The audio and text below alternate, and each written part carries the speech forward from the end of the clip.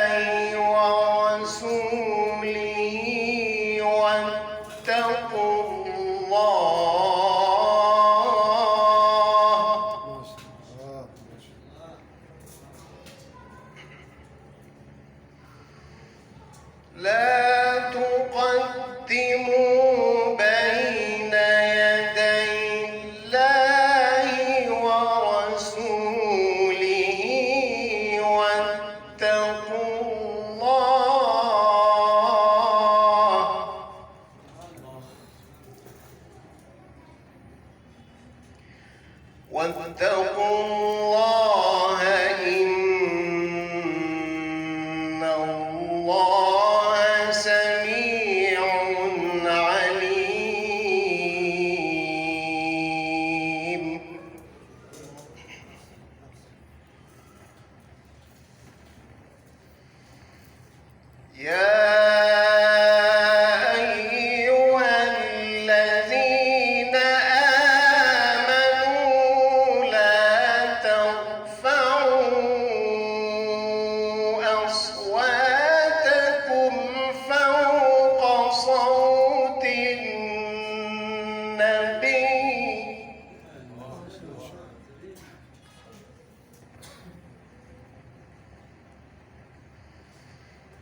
ولا تجهروا له بالقول كجهر بعضكم لبعض أن تحبط أعمالكم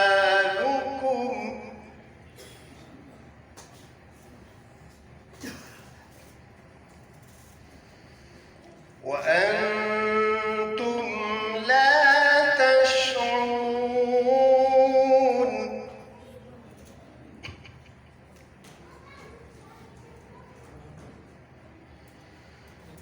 إن الذين يغضون أصواتهم عند رسول الله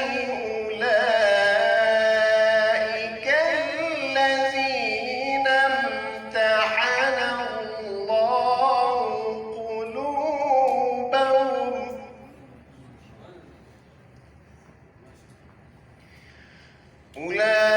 أولئك الذين امتحن الله قلوبهم للتقوى